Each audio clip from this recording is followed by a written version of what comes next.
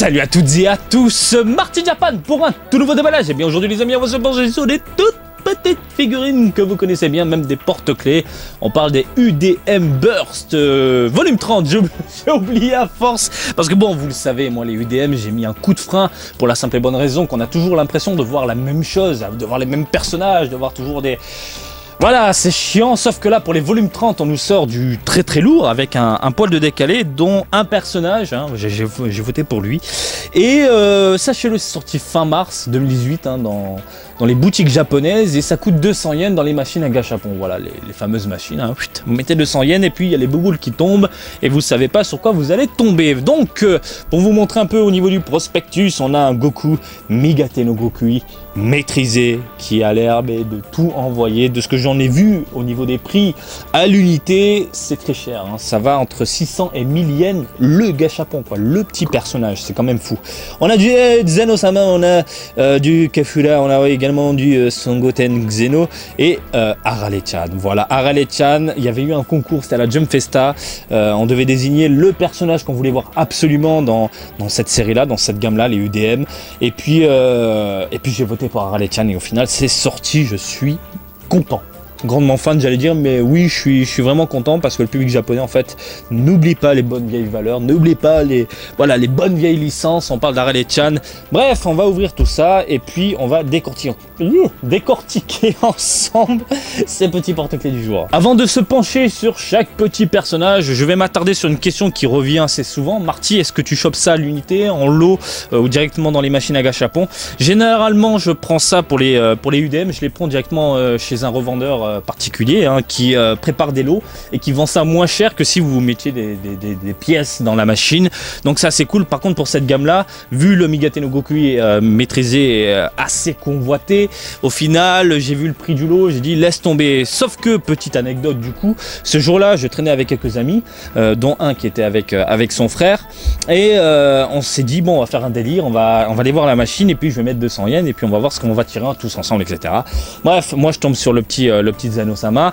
Je suis un peu dégoûté parce que je voulais le Migate Gokui et du coup mon pote il me dit attends, mon frère il a quand même une bonne chance de folie hein. Chaque fois il chope des trucs, on a le cerveau qui explose, tu vas voir, il va mettre 200 yens, Migate no Gokui il va tomber, boum, il met 200 yens, ça tombe quoi, pas de double.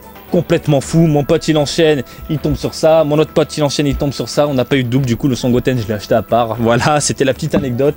Mais voilà, vous savez pourquoi je pète souvent un plomb quand je vais à Akihabara ou même dans d'autres quartiers au Japon, c'est quand je suis avec des amis, on se lâche à mort, on rigole, et puis au final je rentre à la maison et des figurines. Et bref, on va se pencher sur le petit porte-clés de Songoten Xeno, comme vous pouvez le voir à l'image, qui a une modélisation, grosse tête, petit corps, pas du tout dégueulasse, franchement le rendu est vraiment superbe je trouve hein. Encore une fois on parle d'un tout petit produit hein, par rapport à mon doigt, vous le voyez, c'est tout petit, c'est tout minuscule, c'est tout rikiki.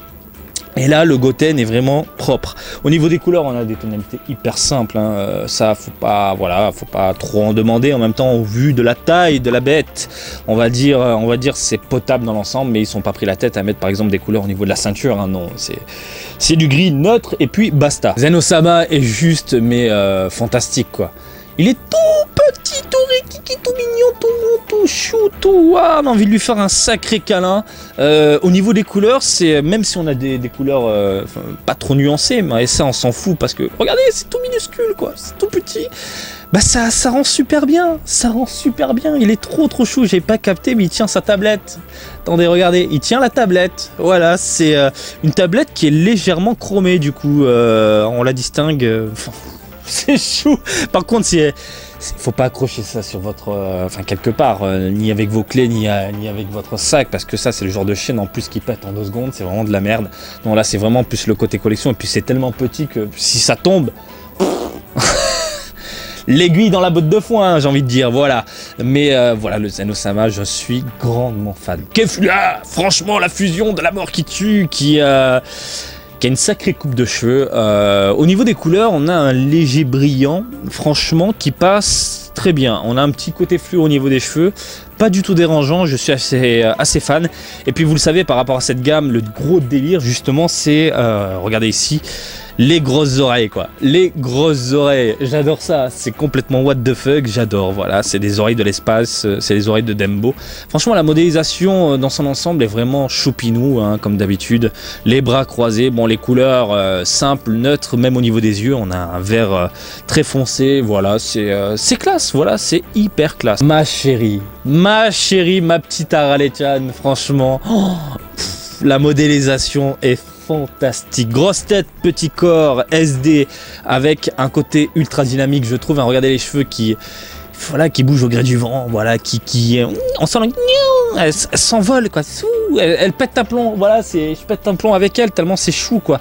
On a des lunettes, on a des yeux tout ronds, on a la petite bouche qui s'ouvre, en train de crier, c'est fantastique, les mains en l'air, elle est en train de courir, en train de sauter, regardez les petites ailes comme ça au niveau de la casquette, c'est terrible. Le seul point que je regrette justement, les couleurs sont assez cool hein, dans l'ensemble, mais quand même le Harley ils auraient pu le foutre en blanc quoi, parce qu'on le distingue absolument pas et on a l'impression de voir une grosse tache noire au niveau de la casquette, mais j'ai envie de dire on s'en fout, on a quand même un Harley-chan en porte-clés, ça c'est complètement fou quoi. Et on termine avec la bête Son Goku Migate no Gokui maîtrisé, et je trouve que la bête n'est pas si exceptionnel que ça. Pourquoi? Parce que ce côté chromé, argenté au niveau des cheveux est un peu trop prononcé en mon goût. On a l'impression qu'en fait ils ont posé une peinture un peu pâtée directement sur le plastique et c'est assez spécial quoi. On a l'impression que ça bave en fait et c'est vraiment un poil dommage. Voilà, franchement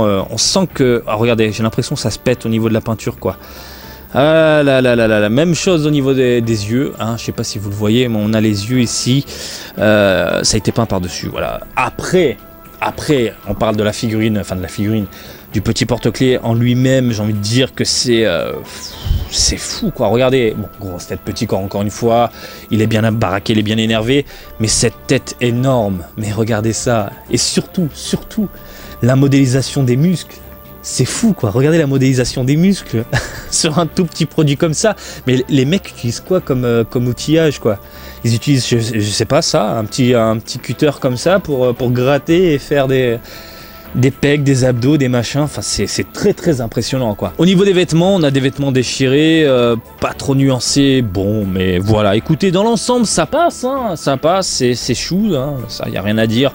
C'est juste le côté chromé au niveau des cheveux qui gâche un peu justement cet UDM là. Donc voilà les amis, vous avez sous les yeux les 5 UDM Burst volume 30. Et si, comme d'habitude, je devais en choisir un seul, je vais choisir le Harley-chan. Harley-chan, je vous ai eu, non pas le Son Goku Migate no Gokui, mais plutôt la petite Harley-chan qui est juste magnifique en termes de modélisation, de dynamisme, même au niveau des couleurs, je trouve ça cool, juste dommage au niveau de la casquette. Mais franchement, dans l'ensemble, elle est fantastique.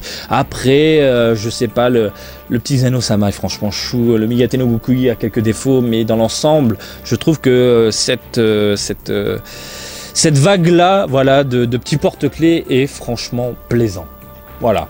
Écoutez, comme d'hab, hein, n'hésitez pas à me dire laquelle est votre favori. Hein. Moi, c'est la petite Harley. Mais je sens que beaucoup vont craquer sur le Goku Migate no Gokui. Voilà! J'espère que ce petit déballage du jour vous a plu. Comme d'habitude, je vous invite à me suivre sur Twitter, Marty_Japan pour de l'actu Dragon Ball en direct du Japon. Bien sûr, sur Facebook, Marty Japan, des bisous du Japon. Et je vous dis à très bientôt. Allez, salut, bisous, ciao, ciao!